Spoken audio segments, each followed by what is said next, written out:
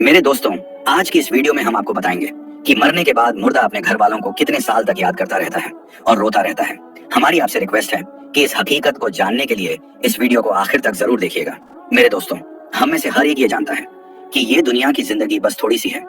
एक ना एक दिन हम में से हर एक को मरना है और इस खत्म होने वाली दुनिया को छोड़कर अपने असली ठिकाना आखिरत की तरफ जाना है। और मौत एक ऐसा दरवाजा है जिसमें से हर एक को गुजरना है, चाहे वो बच्चा हो, जवान हो या बूढ़ा हो, हर एक को मौत के दरवाजे में से गुजरना है। जिस तरह के अल्लाह तबारक व तआला कुरान पाक में इरशाद फरमाता है, कुल्लू नफ्सीन जायक़तुल मौत, कि हर जानदार को मौत का मजा चखना है, यानी हर वो चीज जिसके अंदर जान है उसको एक ना एक दिन मरना है। मेरे दोस्तों, दुनिया और आखिरत के बाद एक और दुनिया है जिसको हम आलम बरज़ख कहते हैं। मरने के बाद और कयामत से पहले तमाम जिन्हों इंसान की रूहों को अपने अमाल के हिसाब से इसमें रहना होता है, और रूह कहीं भी हो जिस्म के साथ उसका कनेक्शन रहता है। कब्र पर आने वालों को वो पहचानती है,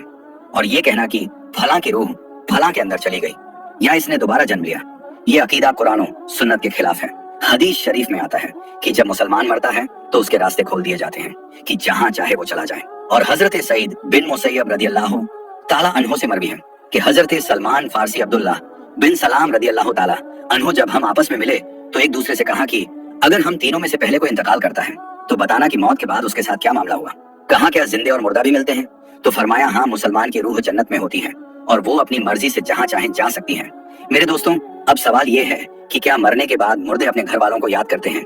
जब किसी इंसान का इंतकाल होता है तो मरने वाले शख्स को यह मालूम होता है कि हम इस दुनिया से इंतकाल होकर आलम बरज़ख में आ गए हैं, और उसको ये सारी चीजें याद होती हैं कि हमारा घर है, मकान है, रिश्तेदार हैं, और हमारे बहन भाई भी हैं, और हमारी एक फैमिली है। और यहाँ तक कि जब इस मुर्दे की रूह निकल जाती है और उसको दफनाया जा रहा होता है तो फिर उस वक्त वो मुर्दा अपनी आंखों से सारी चीजें देख भी रहा होता है, यानी कि उसकी रूह तमाम चीजों को देख रही होती है, और उसको पता होता है कि अब हमें कफन पहनाया जा रहा है और अब हमारे जनाजे को उठाया जा रहा है। लिहाजा नेक बंदे के जनाजे को लोग उठाते हैं तो वो कहता है, ऐ लोगों, जल्दी मुझे लेकर कब्रिस्तान की तरफ चलो और बहुत जल्द मुझे मेरे असली ठिकाने यानी कब्र के अंदर पहुंचा दो। क्योंकि उसको मौत पर ही पता चल जाता है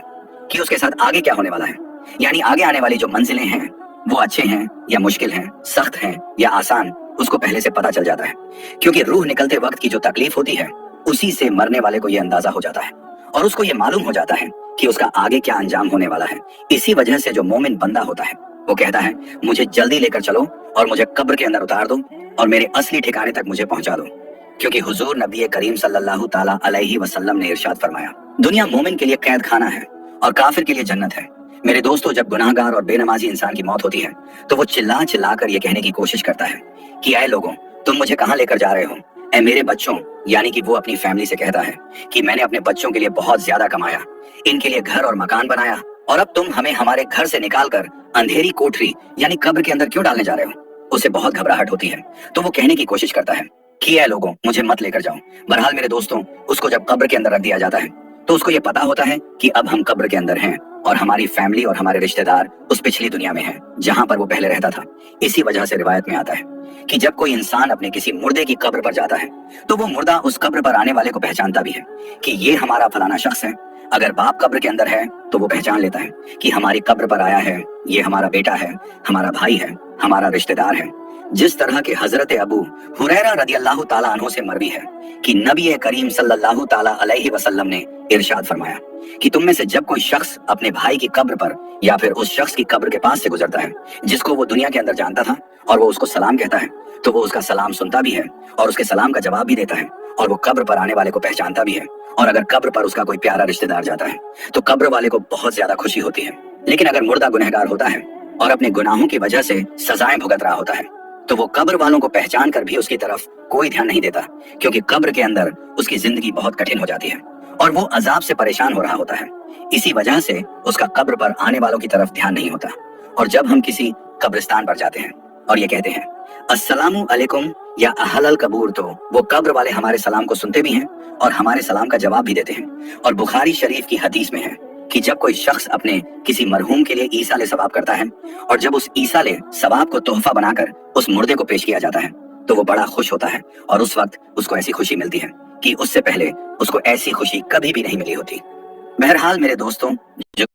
जो गुनहगार बंदा होता है उसे ये दुनिया बहुत याद आती है। वो ये कहता है कि हम बहुत ऐश की जिंदगी में थे, क्योंकि ये दुनिया की जिंदगी उसके लिए जन्नत थी उसको कब्र के अंदर अजाब हो रहा होता है। इसी वजह से वो अपनी दुनिया की जिंदगी को याद करता है, क्योंकि दुनिया की जिंदगी के अंदर उसको सुख था और दुनिया की जिंदगी के अंदर वो इस तरह के अजाब में गिरफ्तार नहीं था। इसी वजह से गुनाहगार शख्स दुनिया की जिंदगी को याद करता रहता है और अपने घर वालों को याद करता रहता है। इसी वजह से इस्लाम में मरने वालों के लिए ईसाले सवाब करने को कहा गया है, क्योंकि ईसाले सवाब करने से जो गुनहगार होते हैं उनके गुनाहों की बख्शीश होती है और जो नेकोकार होते हैं उनके दर्जे बुलंद होते हैं। लिहाजा हमें हर हाल में अपने मरने वालों को याद रखना चाहिए और उनके लिए ईसाले सवाब करते रहना चाहिए। और हमें चाहिए कि जब हम तौबा व इस्तगफार करें तो हम सिर्फ अपने लिए ही ना करें, बल्कि अपने तमाम रिश्तेदारों और मोमिनों के लिए भी करें। और मेरे दोस्तों, जो नेक बंदा होता है वो दुनिया की जिंदगी को याद नहीं करता, क्योंकि दुनिया की जिंदगी उसके लिए कैद खाना थी और उसके लिए कब्र की जिंदगी यानी कि आलमे बरज़ख की जिंदगी जन्नत होती है, क्योंकि उसके लिए कब्र में जन्नत का बिछौना बिछा दिया जाता है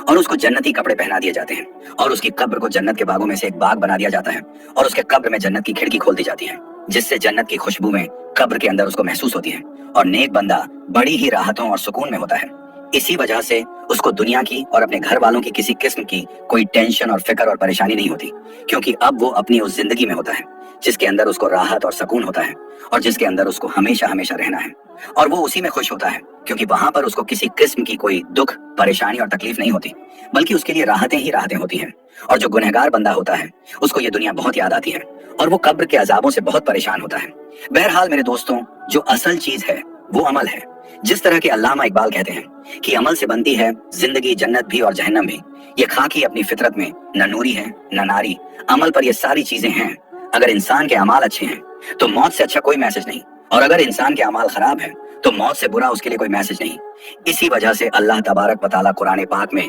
यूं इरशाद फरमाता है, तर्जुमा, तुम अपने रब से गिड़गिड़ाकर और आहिस्ता दोनों तरीकों से दुआ किया करो, बेशक वो हद से बढ़ने वालों को पसंद नहीं करता। और नमाज जनाजा के हवाले से हुजूर नबी करीम सल्लल्लाहु ताला अलैहि वसल्लम का इरशाद है, जो किसी मैयत की नमाज जनाजा 40 मोमिन पढ़े हैं तो अल्लाह तबारक व तआला उस मैयत के लिए उनकी दुआओं को जरूर कबूल फरमाता है। दूसरी रिवायत में है कि आप सल्लल्लाहु ताला अलैहि वसल्लम का इरशाद है, जिस मैयत की नमाज जनाजा 100 मुसलमान पढ़े और उसके लिए दुआ करें तो उनकी दुआ अल्लाह ताला कबूल फरमाता है। और इमाम इब्ने कय्यिम रहमतुल्लाह अलैह इरशाद फरमाते हैं कि नमाज जनाजा का मकसद मैयत के लिए दुआ करना है, लिहाजा कब्र के पास खड़े होकर मैयत के लिए मगफिरत की दुआ करनी चाहिए।